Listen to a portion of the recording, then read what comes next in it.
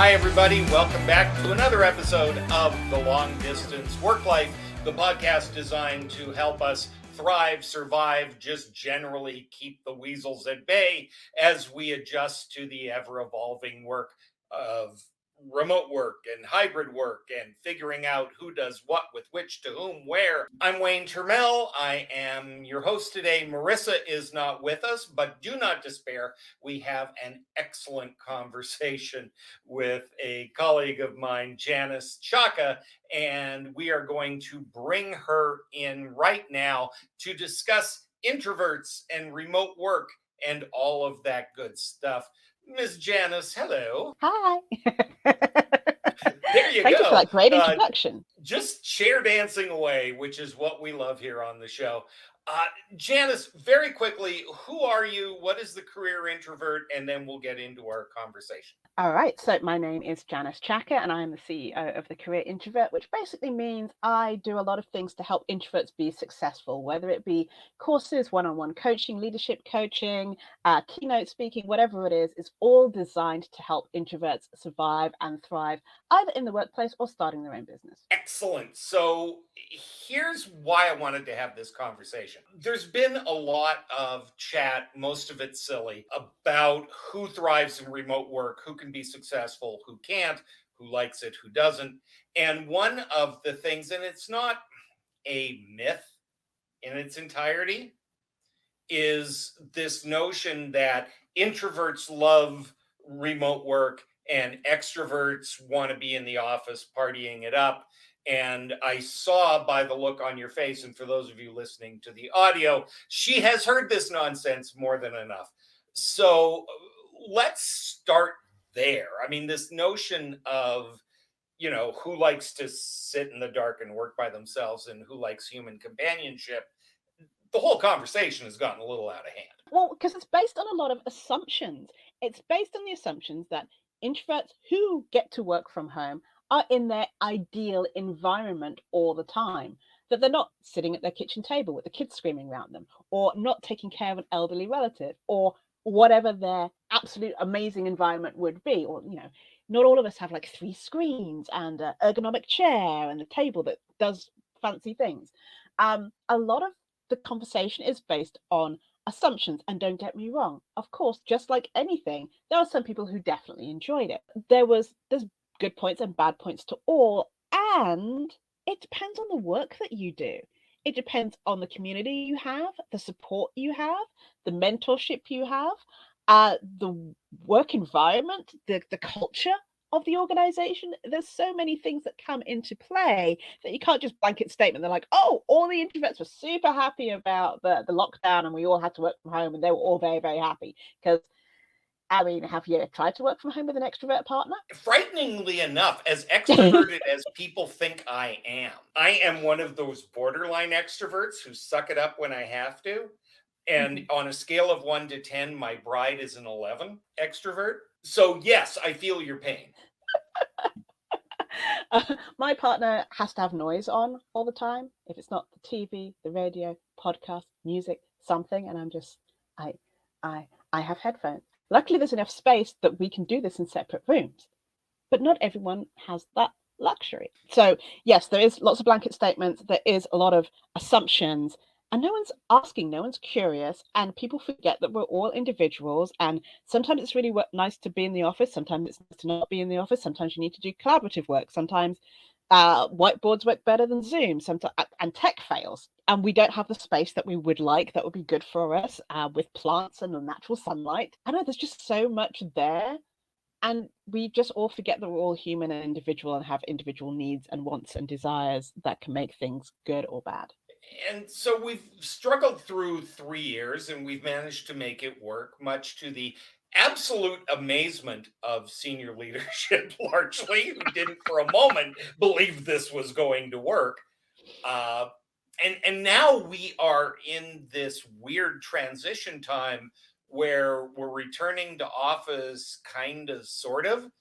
And there's a feeling that, those ungrateful workers are resisting returning to the office. I get the sense, and this is why I wanted to have this conversation with you. I get the sense that a lot of people are happy to go back to the quote unquote good old days where everything that managed your career was about networking and being extroverted and drawing attention to yourself and all kinds of things. And that wasn't such a swell thing before, and I suspect it's probably not a swell thing now. What are you seeing in terms of return to the office and who's looking forward to it and who's not? Generally speaking, almost no one is looking forward to it.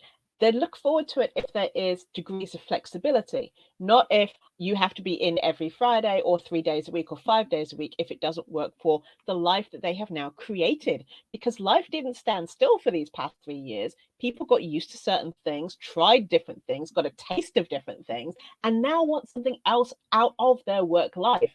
And organizations like haven't clued into that or are not being flexible enough for that. And as far as the having to be in the office and have that FaceTime so your manager can see you and know exactly what you're doing, the word of productivity is a whole other side segment on that. But what I'm seeing is a lot of people just wanting to know, okay, I want to show up, I want to spend time and do well at my work, but my bosses or my supervisors or whoever's in charge expectations are still back in 2019 and it hasn't moved forward because as far as they're concerned we need to go back to normal, and in their minds normal is whatever used to happen in 2019. And so you find a lot of people struggling to communicate, and especially now where a lot of people are being laid off, communicate their worth because they feel that they have to do the go back to the office or else I will be cut, because it is now used as a retaliationary Retaliatory. retaliatory thing. And if you do well, you get to stay working from home. But if the boss doesn't like you, you have to come back into the office. It's used as a tool to bash people over the head, and it's really vindictive and petty, and it highlights just how bad managers are, how much training managers haven't had to be leaders in a remote environment, in a hybrid. And hybrid is such a it's just a very short word, but hybrid can mean anything from coming in once a month, once a week, once a year, it's so vague. And so, with people wanting to show up more, it's a case of you can still do the same things that you used to do. I'm sure your manager doesn't know everything you used to do. So, once a week, send him an email going, hey, here's my successes, here's my losses. And so, your manager knows, or whatever their preferred communication style is. You definitely have some people who are like, no, my boss likes email or a spreadsheet or numbers or like a pretty canvas or whatever it might be. Communicate. If you don't know what your manager's expectations are, you kind of have to ask and then fit in with that. And as far as the networking part of it is concerned, I know some people who thrived over the last 3 years networking remotely. They're like, I have this collaboration, I'm doing this, and I'm doing this other thing. And we're human. We all do like that in-person interaction. But what I've seen also is a lot of organizations being like, we're all coming back in. We're going to do an employee appreciation day, which is wonderful. And then they shove every last thing they can possibly find into this 2 days, to the point that I spoke at one event where they didn't really get lunch because someone was speaking at them while they ate lunch during their employee appreciation day. And there was no bathroom breaks. Okay, so aside from places that violate the Geneva Convention, what are you? Because that sounds truly awful. I want to go back to something that you said, which I think is really important. Kevin and I have talked on many an occasion in the long distance books about ethical visibility, this notion of you have to be visible to your manager and to your teammates, right? People have to know what you're doing, and it allows you to get the reward and recognition that you need. And you said something that is a blinding flash of the obvious, but also people don't always heed, which is this notion of how will your manager know how you're doing, right? Because they have to do performance reviews and they have to do stuff, right? Yeah. As managers. How what are you finding works successfully? If you are not fond of tooting your own horn and you're you want to be from home more often than not. What kinds of things are managers worried about, and what are you seeing people do that allows them to successfully make their case and stay on the radar? Data. Data is key. Anytime a client, a coworker, a insert blank here, says something nice about you or the work that you've done or how you've helped them, pass that along. Also, keep a copy of it. So when it comes to your annual review, you have it. Once a week, do a review. What have your successes been? We're really bad because we're so stuck in the weeds of just getting things done. And it is hard to celebrate your wins. Just go and look at your calendar, see how many meetings you had, what projects you finished, what progress you made in the projects, and write those down. Keep a file, keep a notebook, keep a OneNote, like Evernote, insert note here, and you'll be amazed when you start going back and reviewing that like once a month. Oh man, I did all of these things. I didn't realize that, because we forget. Like, I couldn't tell you what I ate last Tuesday. Like, I don't know. But if you have that written down, or voicemails if that works better for you, you then have that data to go ahead and use that for promotion, to use that to say, look at all the stuff that I did. And honestly, for yourself, it's really important for you to acknowledge what you've done. And sometimes it's really hard because you're just trying to get through each and every day. And so, for example, one thing I teach my clients is, and those of you who get to see video will see this, I have a box. If you're British, you will know what this is. If you're not British, you're going to be very confused. And in this box, I'm supposed to once a week go through and be like, things I've achieved. And it doesn't have to be like, I saved the world. It can be, I managed to do 8 back-to-back meetings without crying. Like, whatever it is that means success for you, it is very, very personal, then go ahead and put that in the box. And then New Year's Eve, or when you're having a bad day, open that box and kind of look at it and look at all the things that you've got, and it will cheer you up. Shockingly. Yeah, and I mean, keeping the sweets box full of stuff is lovely. I simply have a folder in my Outlook, and when somebody says thank you so much, or they send me a note, just gets copied over there, and I have it, right? So when I have, and of course, we are very good here because Kevin is a terrific manager. We have regular conversations about performance, right? It's Yeah. not like, okay, we talked about goals in January and now it's November and you have to dance for grandma and prove your value. This is an ongoing conversation in our world, which is also part of the thing, right? Is this ongoing conversation and keeping people in the loop instead of having to save everything up and then, you know, justify your very existence. Yes, very much so. And that calls into play the company culture. Are they doing regular checkups, or is it the annual review that everyone hates? Building that relationship with your manager, putting time on their calendar, and you could just be chat, or like, what have I done this? Or people talk about like roses and thorns, like, what are my 2 roses and what is my 1 thorn and what's holding me back, or what do I need help with?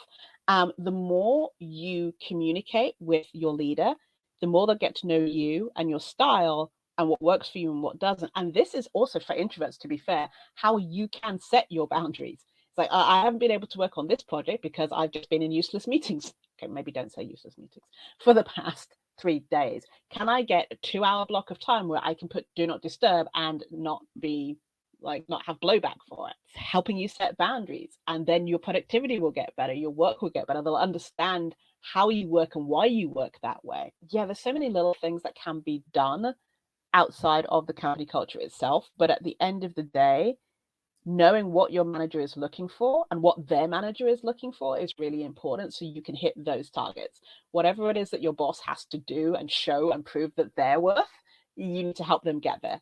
And if they don't communicate that to you, you have to, poke the bear and ask. A couple of things to what you just said. One is, and I cannot stress this enough, and I hope that you would agree with me, the single most powerful thing you can do to save your sanity is when you get that 8th meeting invitation, is just start asking do I really need to be there? And I'm serious as a heart attack. This isn't a whiny, I don't want to go to the meeting kind of thing.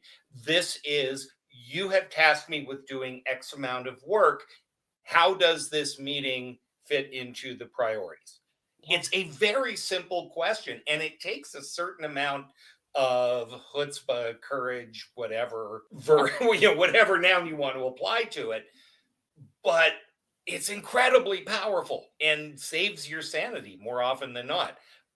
The second thing kind of ties to the last question that I want to ask you, which is, this return to office means that some people are deciding to change jobs and people are being hired into hybrid work situations. And it's really critical that if you don't want to be horribly disappointed, that you get definition on what does hybrid mean and how do you have that negotiation? What does that look like when you are in the application, you've gotten to the interview stage for the job? Honestly, it should be before that. It should be in the job description, but that wasn't the question you asked me. So, Yeah, well, in a perfect world. So it's a case of, okay, if it's a new role that's been created and no one's ever had it before, like, question is, how do you see hybrid working for this in this role? What is the hybrid requirement for this role? What has the hybrid requirement been in the past, or what it would it look like in the future?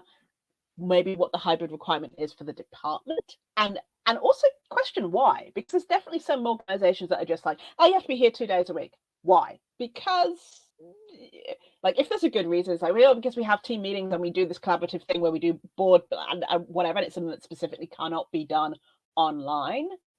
Great. If they're just like, because, figure out if that's something that you are okay with, and also ask, has this changed recently? And do you think this will change in the future? Because I've definitely had a lot of people who have signed up for a hybrid role, been told it's 1 day a week, and then as soon as they're in the door and sign that contract, all of a sudden it's like, well, actually, such and such is going on maternity leave, so you need to be here like 3 days a week. And that's not what they signed up for. That's not what they wanted, but they've got a job, so they're like sitting up and shutting up. So very much ask what happens if it changes, how much advance notice would happen. A lot of organizations don't have these things in place because they are muddying through, but it should give the HR something to think about, and that you're serious about what it is you want from a role. I love the lovely British term muddying up, because basically we are all making this up as we go, which is an amazingly terrific, opportune time to create your own path, since the current path is a little weeded over at the moment. Janice, it is always so good to talk to you. I am delighted to have you with us. I am going to remove you from the room while I say our goodbyes. Yes, I know. If you are, and you should be, interested in learning more about Janice and what she does, we will have links to her LinkedIn and the Career Introvert and other things in our show notes, which are found at longdistanceworklife.com. If you've enjoyed the show, you listen to podcasts or you wouldn't be here, you know the drill. Please like, subscribe, tell your friends. Marissa has done yeoman service in just barely a year. We have passed our 5,000th download, which is ridiculous. But thank you all for that. We are starting a series of regular segments on the show, including pet peeves and questions that you have about remote working. So we urge you to send those in to us. You can find either Marissa or I on LinkedIn, or you can email us at the Kevin Eikenberry Group.